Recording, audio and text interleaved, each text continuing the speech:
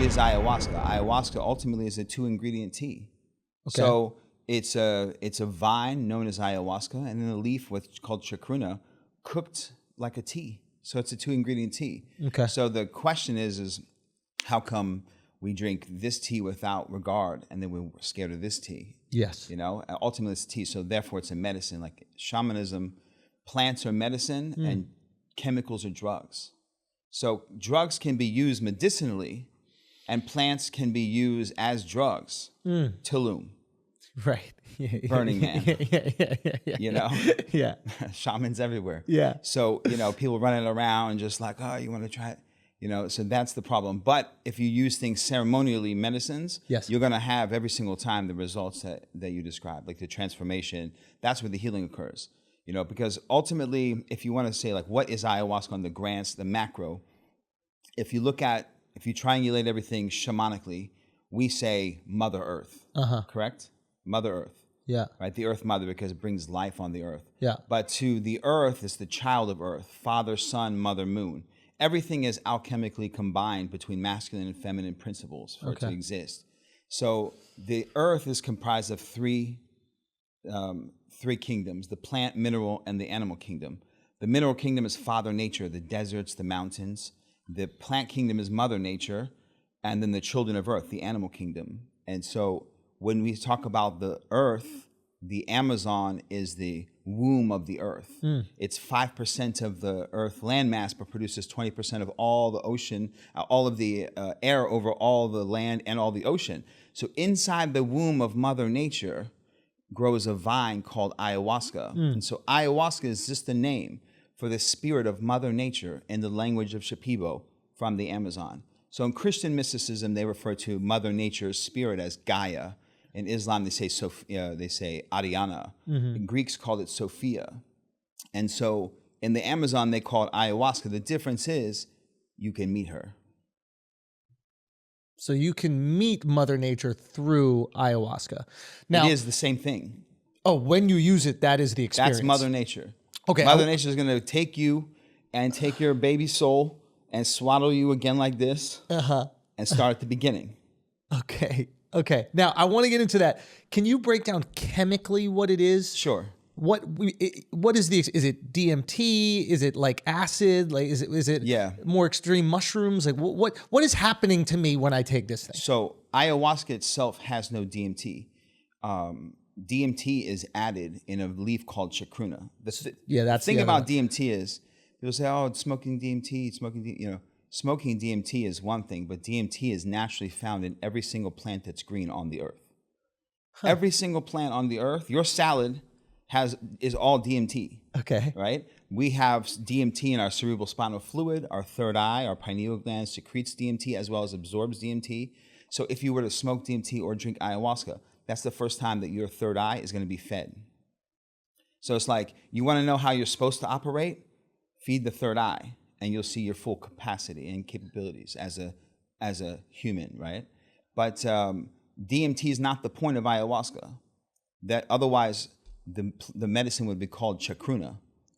It wouldn't be called ayahuasca. Ayahuasca has no DMT. DMT is added because as humans of our 5-sensorial, 3-dimensional reality, the perception that we rely on the most is the sense of sight. How do you know? Because you saw something, right? Yeah. And so DMT is added so that way Mother Ayahuasca has a 10D, screen to teach you through. Okay. So you can learn. In the jungle, they don't put much chacruna leaves. There's not much DMT in their medicines. It's because they're already naturally connected. They live in the freaking Amazon. They're like living under trees. Here we grow up in like New York, Miami, we're like real. So we need to make sure for the medicine to work here that large amounts of DMT is added into the medicine.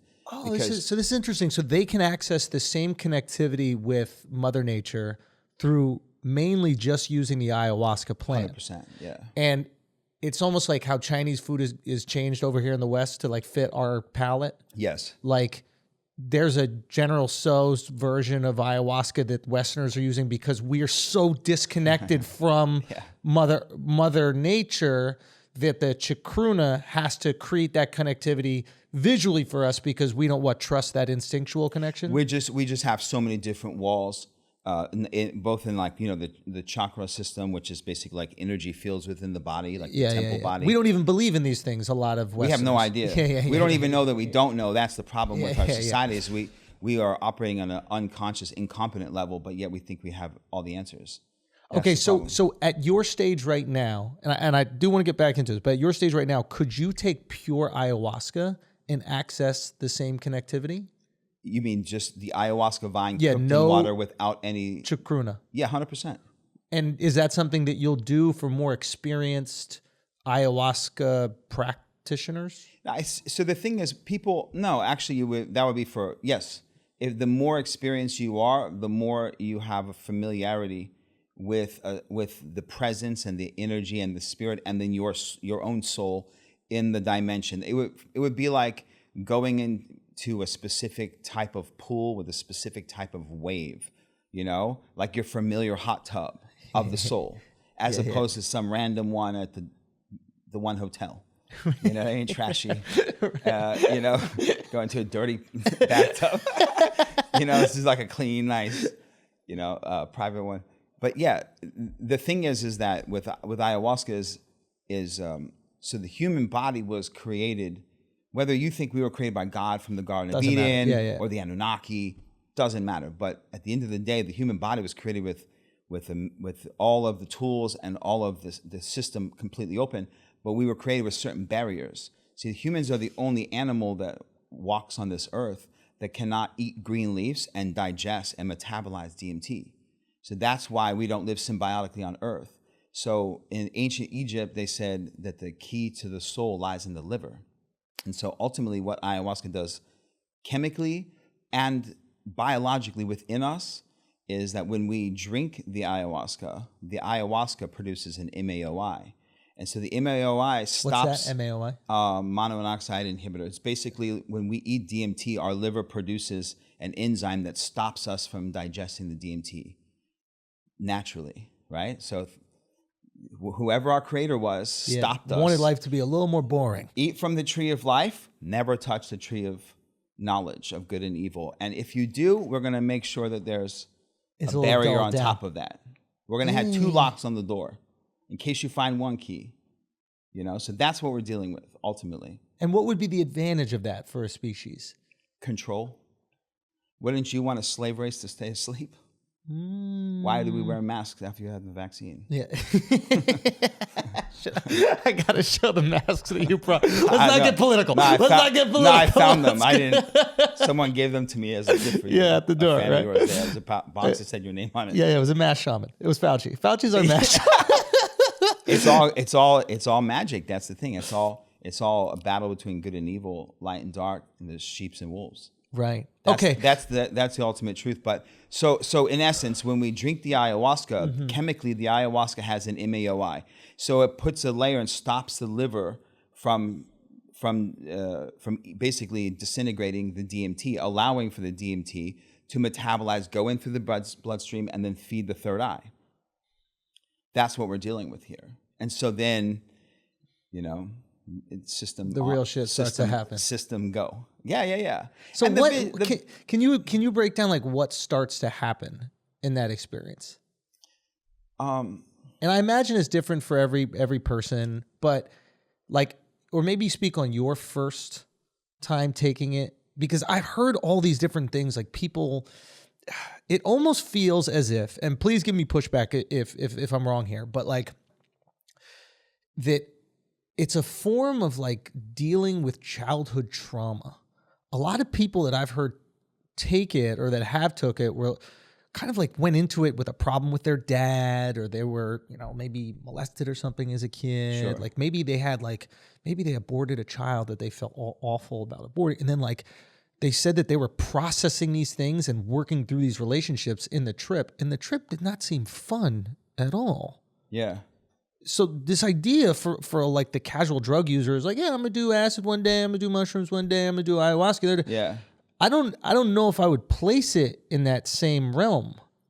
No, No, ayahuasca is in its own dimension of everything. And everything you mentioned, those are good reasons to drink ayahuasca, or then, like they have childhood trauma and then they turn to drugs and alcohol as a way to fix that. So they have compounding things and there's a source issue. But regardless of anything, that ultimately the mind-blowing part of it is that you think you're going to drink ayahuasca for ABC, and right? Then... But there's words have a lot of meaning, right? So there's like, I'm coming here for this, but there's like beneath the surface, like if one thing that all religions and spiritualities teach us is that the soul is eternal, right? So they say that at one point we were created by something and we've existed and will continue to exist forever. That's why people are afraid of heaven and hell, because they know they're going to continue to exist. How, the churches will tell you, for a fee, everyone's got an answer for you.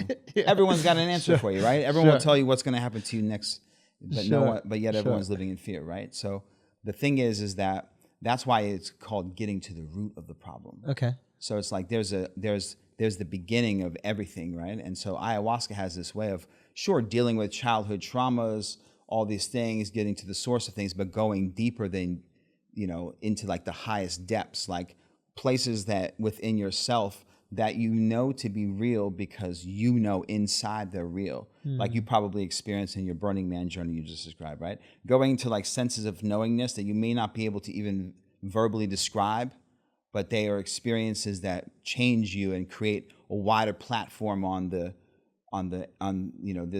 being that you call Andrew to have an experience from, right? Is it possible that some people can't handle that? No. Well, it's possible, of course, but that's why you have a shaman.